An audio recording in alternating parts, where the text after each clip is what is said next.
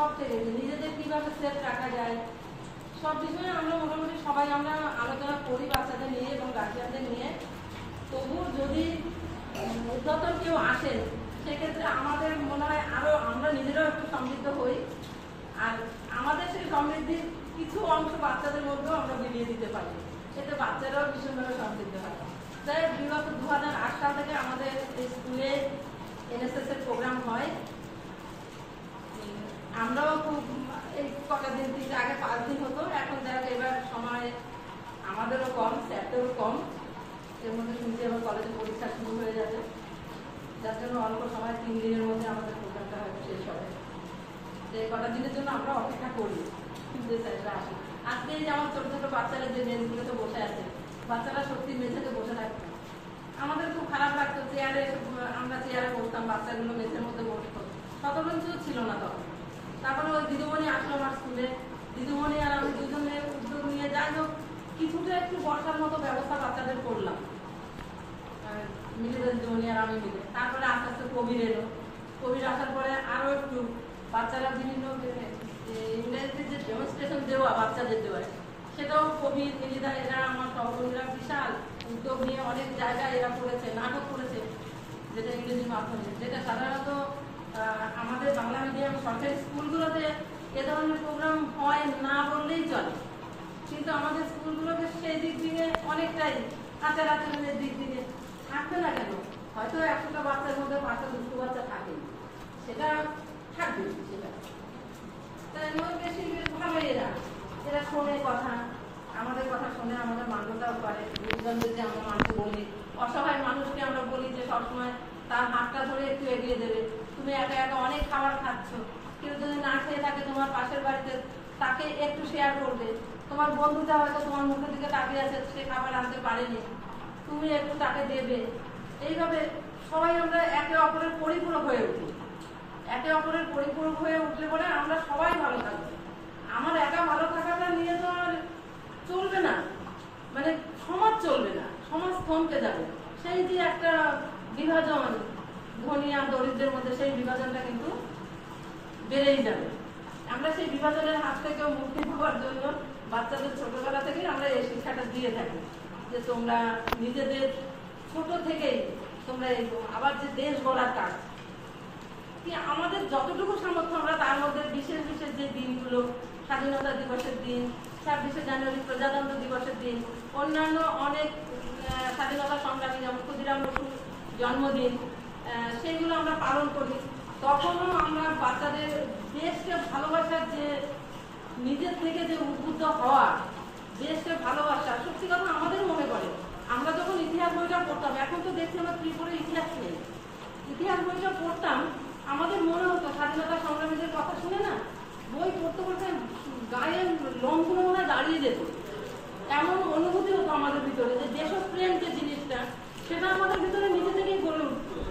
আমরা সেই জন্য চাই যে এই বাচ্চারা ইতিহাস শোনাইটা কি হয়েছে, আমরা তো আছি, আমরা ইতিহাস, আমাদের ইতিহাসগুলোই ওদের মধ্যে চালনা করবো, ওরা পরবর্তী জেনারেশনকে সেটা ওরা আবার দেবে। এইভাবে বলি যে তোমরা যদি শিক্ষক হতে চাও, আমাদের সবসময় ইচ্ছে ছিল আমরা শিক্ষকতা করবো। ক্লাস 2-এ যখন ভর্তি হয়েছে আমি, আমাকে বলছে প্রথম দিনই তুমি কি হতে চাও বড় হয়ে? আমি বলেছি আমি বড় হয়ে টিচার হতে চাই, সবাইকে পড়াবো। তো যাই হোক, নিজের চেষ্টা হোক, আর চেষ্টা দিয়ে যেভাবেই হোক আমি সেখানে আসতে পেরেছি, এর জন্য আমি নিজেকে অভিজ্ঞতা হই না। প্রাথমিক স্কুলের শিক্ষক, ভিত তো এখানেই, আমি সেই ভিতটাকেই শক্ত করতে চাই। আমরা সবাই মিলে সেই চেষ্টাই করি। আমাদের সবার ভিতরে প্রত্যেকটা স্যার ম্যাডামের মধ্যে এত আন্তরিকতা, বাচ্চাদেরকে নিজের সন্তানের মতো ভালোবাসে সবাই, আর নিজের সন্তানদের মতোই ট্রিট করে। আমাদের মিলিটা দিব একটা বাচ্চা যদি একটু কাঁদে না, স্কুলে না আসলে বা আসতে থাকতে যাচ্ছে না, কোলে তুলে নিয়ে তোকে নিজে বাবা শোনা করে তাকে কিভাবে বুকের মধ্যে জড়িয়ে ধরে, সত্যি কথা এই যে স্নেহটা হয়তো তারা মায়ের কাছ থেকে এতটা স্নেহ পায় না, কারণ মা তো নিজের কাজ নিয়ে ব্যস্ত থাকে, তার আর একটা সন্তান আছে তাকে নিয়ে ব্যস্ত থাকে, কিন্তু আমাদের কাছ থেকে ওরা পায়। একটা বাচ্চা কোথাও একটু কেটে গেল, আমরা কিন্তু সবাই মিলে ছুটে যাই তাকে কিভাবে তার ব্যথা জায়গাটা একটু তাকে শুশ্রূষা করা যায়, সেই চেষ্টা করতে থাকি। তাই এইগুলোই ওরা কিন্তু শিখবে। ওদের এই প্রাথমিক স্কুলের কথা কিন্তু বাচ্চাদের সব দিন মনে থাকবে। আমরা আজকে একদম বয়সের শেষ গোড়ায় এসেছি, আর হয়তো 4 বছর আমার চাকরি আছে, কিন্তু তবুও ছোটবেলার স্মৃতি আমরা এখনো ভুলতে পারিনি। ছোটবেলায় নদীর মাথা মাথায় সাঁতার কাটা, সেই গাছে গাছে আম কুড়িয়ে খাওয়া, বন্ধুরা মিলে একসাথে টমেটো মাখিয়ে খাওয়া, পাড়ায় দৌড়ানো, রানে নাম দেওয়া, এইগুলো সত্যি কথা আমাদেরও খুব আবেগতাড়িত করে। আজকেও একটু আবেগতাড়িত হয়ে গেছি, যাই হোক হয়তো ভালো লাগবে না কথাগুলো শুনতে, কিন্তু আমাদের বাচ্চাদের কিন্তু এই প্রাথমিক স্কুলের টিচারদের কথা মনে থাকবে। আজও আমরা বলি, আমাদের রোমম দিদিমণি ছিলেন, একটা বড় বিয়ে হাতে নিতেন, নিয়ে যারা যারা পড়া করতো না তাদের লাইন দিয়ে কান ধরে সম্পূর্ণ করে ও মাথা থেকে মাথা হাঁটা বাড়াতেন। আর আমাদের বলতো যে সব কটাকে কান মলে দেয়, কান মলে দেয়।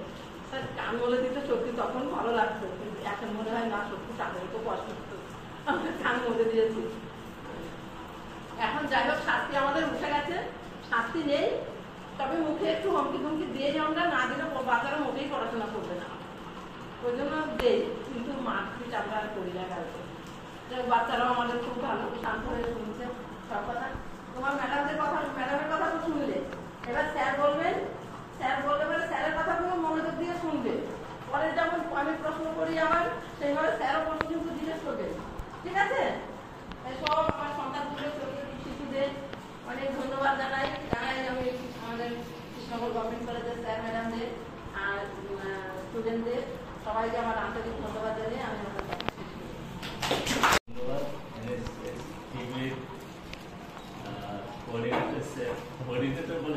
প্রোগ্রাম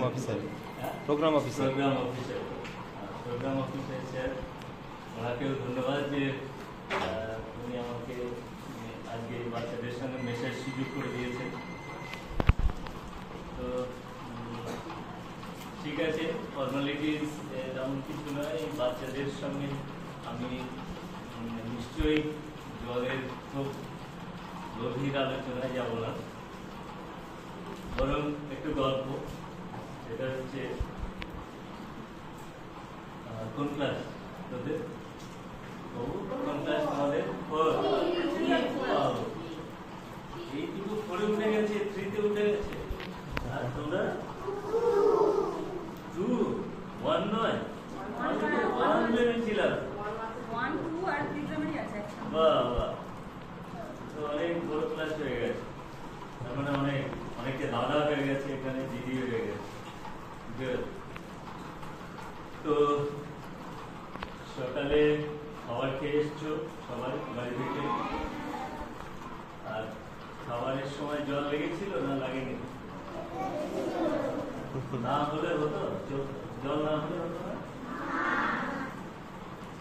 একদমই না। একদিন একবেলাও চলতো না জল ছাড়া? তার মানে জল খুব খুব দরকারি না? কে এটা জল খুব দরকারি নাকি? একবেলা না হলে চলে না? একদিন বলছে একদিন না হলে চলবে না? চলবে তো, একদিন থাকা যাবে জল ছাড়া, যাবে না? খাবার একবেলা একদিন না খেলে চলে, মাথুর কিন্তু জল ছাড়া চলবে না। একটা ব্যাপার বলি, জল এত ইম্পর্টেন্ট, মানে খুব গুরুত্বপূর্ণ, জল ছাড়া তো চলছেই না, দেখতেই পাচ্ছি, মানে একবেলাও চলে না। কোনো প্রকারে কষ্টের সৃষ্টি বড় জোর একদিন, তারপরে আর চলে না। খাবার না খেয়ে চলে, একদিন 2 দিন 3 দিন 4 দিনও চলে যায়, কিন্তু জল ছাড়া চলে না। অথচ এত বড় একটা গুরুত্বপূর্ণ জিনিস কমে যাচ্ছে না আছে, আগের মতোই আছে। জল আগে যেমন ছিল তেমনই আছে, না কমে গেছে? আগের মতোই আছে, তাই না?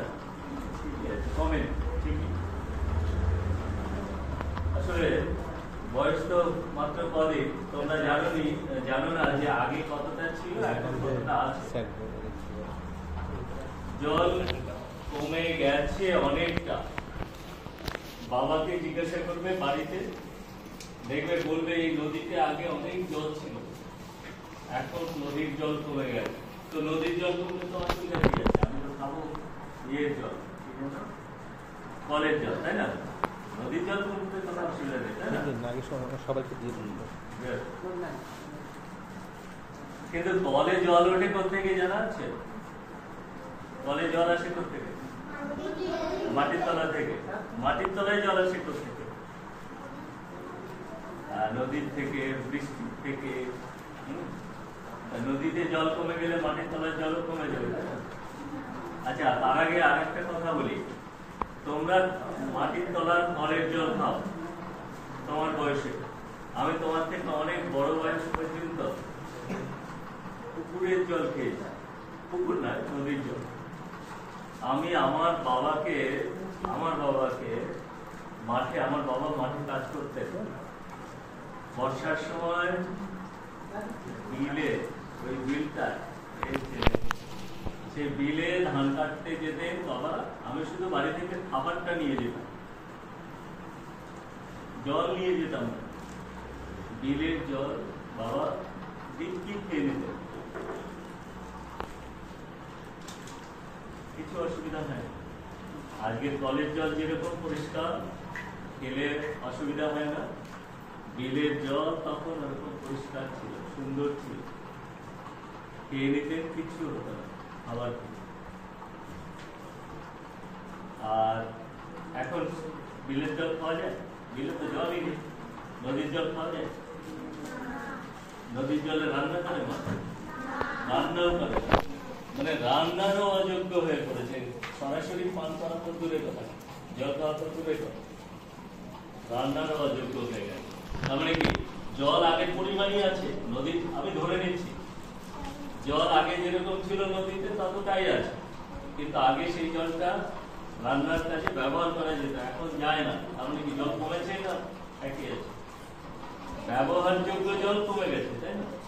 আমি যেটা ব্যবহার করতে পারি আমার বাড়ির কাজে, সেই পরিমাণ জল কমে গেছে।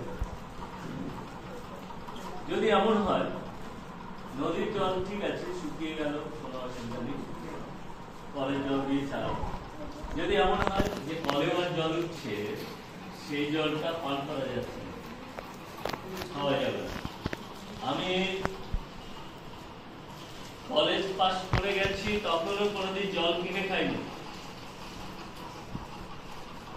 তখন বোতলে জল কি হতো না, মানে খুব কম দেখতাম। জল কোনোদিন কিনে খাইনি, এখন জল কিনে খাচ্ছি।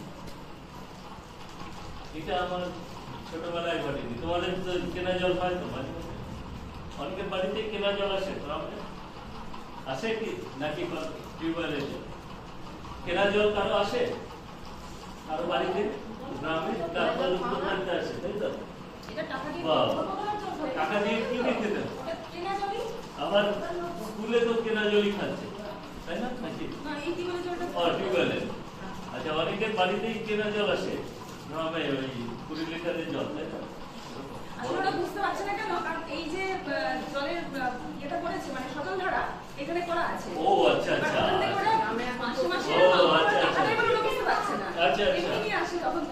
এটাও কিন্তু কিনতে হয় বেটা।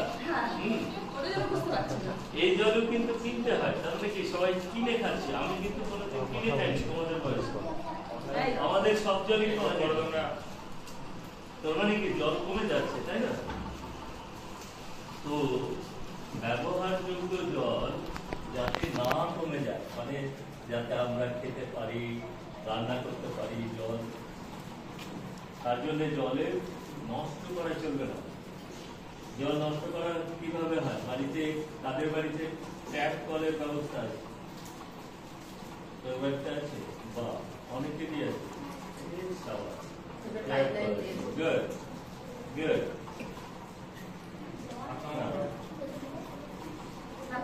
বেশ বেশ, ঠিক আছে বেটা, হাত নামাও এবার। হাত নামো, বেশ, আমি জানতে। আচ্ছা, ট্যাপ কল কখনো খুলে রাখবে না। যদি ব্যবহার করার সময়টুকু ব্যবহার করে তারপরে খুলে রাখলে কি হবে? জলটা পড়ে যাবে, তাই তো? ওই জলটা কিনতে হয় না কিনতে হয় না? কিনতে হয় না। ট্যাপ কলের জল কিনতে হয় না, কিনতে হয়। তুমি পয়সা দাও, তোমার বাবা পয়সা দেয়, কিন্তু তুমি জানো না, বাবাকেও জানিয়ে দেবে। বাবাও কখনো কখনো ভুলে যায় যে বাবা ওর জন্য পয়সা দেয়। ট্যাপ কলের জলে দেবে। কোথায় দেয় জানো? ট্যাক্স নেয়, বাবার কাছ থেকে ট্যাক্স নেয়, পয়সা নেয়, নিয়ে তারপরে সে জল দেয়। ফলে জল নষ্ট করলে বাবা আরো বেশি ওরা জল দেবে। একবার জল নষ্ট করে ফেললাম, আবার ওরা জল দেবে, জল দিলে আবার পয়সা দেবে। বুঝতে পেরেছেন? ফলে জল নষ্ট করা যাবে না। নষ্ট করলেই কিন্তু বাবার কাছ থেকে পয়সা নেবে, নেন। বাবাও কখনো কখনো বুঝতে পারেন না, কিন্তু নেন, এমনি এমনি যায় না। আর একটা ব্যাপার হচ্ছে কি, জল তো শুধু জল নয়, জল ওপরে তুলতে গিয়ে তোমার পাইপের ভেতর দিয়ে যখন আসে তখন অনেক এনার্জি খরচ করতে হয়, এমনি এমনি আসে। তারপরে জলটাকে, খারাপ জলটাকে ভালো করে। পুকুরের জল সরি নদীর জল কি খাওয়া যায়? খাওয়া যায় না। তো ওরা তো নদীর জলে তুলে নিয়ে তোমার বাড়িতে পাঠাচ্ছে। কি করে পাঠাচ্ছে? নদীর জল সরাসরি ওরকম পাঠায় না, ওরা নিয়ে নদীর জলটাকে ভালো করে। নদীর জলের মধ্যে যা কিছু খারাপ আছে, যা খেলে পরে অসুস্থ হয়ে যায়, মানুষের অসুখ করে, সেগুলোকে ওরা মানে পরিষ্কার করে ফেলে। পরিষ্কার করে ভালো জল কিন্তু তোমার বাড়িতে পাঠায়। তো এই পরিষ্কার করার জন্য কিন্তু প্রচুর খরচ হয়, শক্তি খরচ হয়। শক্তি মানে কি? ইলেকট্রিসিটি। হ্যাঁ, ইলেকট্রিসিটি লাগে ভালো করার জন্য, খারাপ জলটাকে ভালো করার জন্য। তো তার ফলে জল কিন্তু শুধু ওই এক লিটার জল নয়, ওর মধ্যে অনেক কিছু দরকার স্যাপার রয়েছে, অনেক দাম। ওটা নষ্ট করলে অনেক ক্ষতি আমাদের। বাবাকে অনেক বেশি টাকা দিতে হবে, এবং আজকে যত টাকায় জল পাচ্ছ, তোমার বাবা যত টাকায় জল পাচ্ছে, তোমাকে কিন্তু তার থেকে অনেক অনেক বেশি টাকা দিয়ে ওই জল পেতে হবে, নষ্ট হলো। এখন 20 টাকায় 1 লিটার জল পাওয়া যায়। তোমরা যখন বড় হবে আমার মতো, তখন 200 টাকা 500 টাকা লাগবে 1 লিটার জল পেতে। যদি জল নষ্ট করো, আর যদি নষ্ট না করো, তাহলে হয়তো 30 টাকাতেই পাবে, 30 টাকা পড়ে যাবে। বুঝে গেল? জল তাহলে নষ্ট করা যাবে না একদম। আর এই যে লজেন্স দিয়ে এইটা কোথায় ফেলবে? কোথায় আছে? আছে, গুড গুড। একটাও প্লাস্টিক যেন এদিক ওদিক না করে। হ্যাঁ, এই প্লাস্টিক এদিক ওদিক করলেও কিন্তু জল নষ্ট হয়ে যাবে।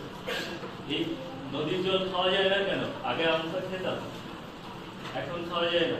এইসব নোংরা টোংরা গিয়ে তো প্লাস্টিক, আরো নোংরা, শহরের নোংরা গিয়ে নদীতে পরে বলেই খেতে পারি। জল আছে, অনেকটাই জল আছে, বিদ্যুৎ ব্যবহার করতে পারতাম, কিন্তু ব্যবহার করতে পারছি না, নোংরা হয়ে গেছে জল। তো প্লাস্টিক খুব ভালো অভ্যাস। এই প্লাস্টিক তোমরা সব ডাস্টবিনে ফেলো, বা ডাস্টবিন রয়েছে সুন্দর, ঠিক আছে। তো বাড়িতে কেউ যদি কোথাও কখনো জল নষ্ট করছে, সে ব্রাশ করছে আর এদিকে কলটা খুলে দেওয়া আছে, খুব বাজে অভ্যাস, খুব মানে এটা তাকে ছি বলার মতো অভ্যাস। এটা কেউ যেন না করে কখনো। বাড়ির বাবা মাও যদি করে, তাকে বলবে যে এটা তুমি ঠিক করছো না, তাকে ওরকম খারাপ করে বলবে না, বলবে যে এটা ঠিক করছো না, ঠিক আছে। আর কিছু তোমরা কিছু বলবে? তোমাদের জলের কথা, বাড়ির কথা কিছু? কেউ কেউ বেটা বাড়ির জলের কথা বা প্লাস্টিকের কথা? বাড়ি থেকে উঠে উঠে নদীতে চলে যাবে, আবার সেই নদীর জল লাগবে, আর নদীর জল কোনো কাজে ব্যবহার করা যাবে না। এখন তো স্নান করে কেউ নদীতে স্নান, আর কদিন পরে এরকম ভাবে নোংরা করলে না, নদীতে আর স্নানও করা যাবে না, গা চুলকাবে, গায়ে অসুখ হবে। তো প্লাস্টিক না নিয়েও বাজার থেকে মাছ আনা যায়, একটা শিখিয়ে দেবো, বাবাকে বাড়িতে গিয়ে বলবে কে প্লাস্টিক শোন ওয়ান থিং, প্লাস্টিক আনলে ক্ষতি না ভালো, বাড়িতে যদি প্লাস্টিক তো বিনি পয়সায় দেয় বাজার থেকে, কিন্তু আনলে আমাদের ভালো হবে না ক্ষতি হবে? তাহলে প্লাস্টিক না আনা ভালো, কিন্তু আবার না আনলে আবার মাছের রক্ত পড়ে, খুব ঝামেলা। তাহলে আমি একটা শিখিয়ে দেবো যাতে করে প্লাস্টিকও আনবো না, আবার মাছের রক্তও পড়বে না, শিখিয়ে দেবো। সেটা বাড়িতে বাবা মাকে বলবেন।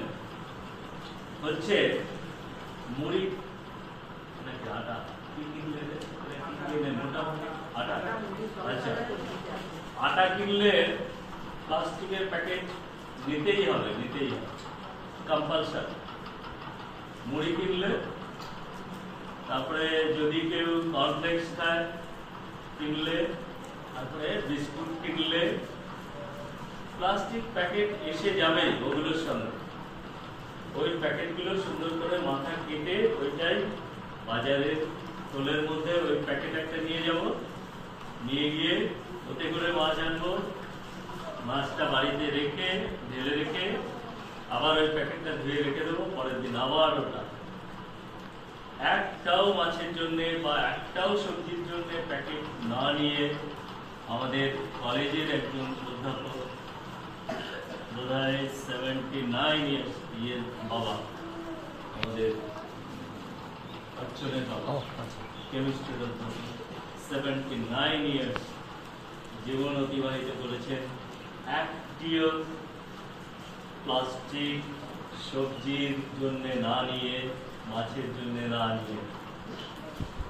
আমি আপাতত মোটামুটি কত বছর একটিও অপশনাল প্লাস্টিক, কম্পালসারি প্লাস্টিক তো নেই, মানে ইয়ে কনফ্লেক্স কিনলে প্লাস্টিক ফ্রি, ওটা আমার কম্পালশন, আই হ্যাভ টু, আমাকে নিতেই হবে। কিন্তু অপশনাল আমার ইচ্ছের উপর ডিপেন্ড করে যে প্লাস্টিক নেওয়া, সেই প্লাস্টিক না নিয়ে 30 বছর তো কাটিয়ে গেল। বুঝলি বেটা? তাহলে বাড়িতে যেন ওই সব প্লাস্টিক গুলো নিয়ে বাজারে যায় বাবা মা, আবার ওগুলোই যেন যেন দিদি পয়সায় দেয়, সেগুলো নিয়ে না আসে। একটু দেখবে, ঠিক আছে? আর কারো কিছু বলবে, আমাকে কিছু বলবে, কিছু জিজ্ঞাসা করবে, কিছু জিজ্ঞাসা করবে, জিজ্ঞাসা নদী নিয়ে, জল নিয়ে, প্লাস্টিক নিয়ে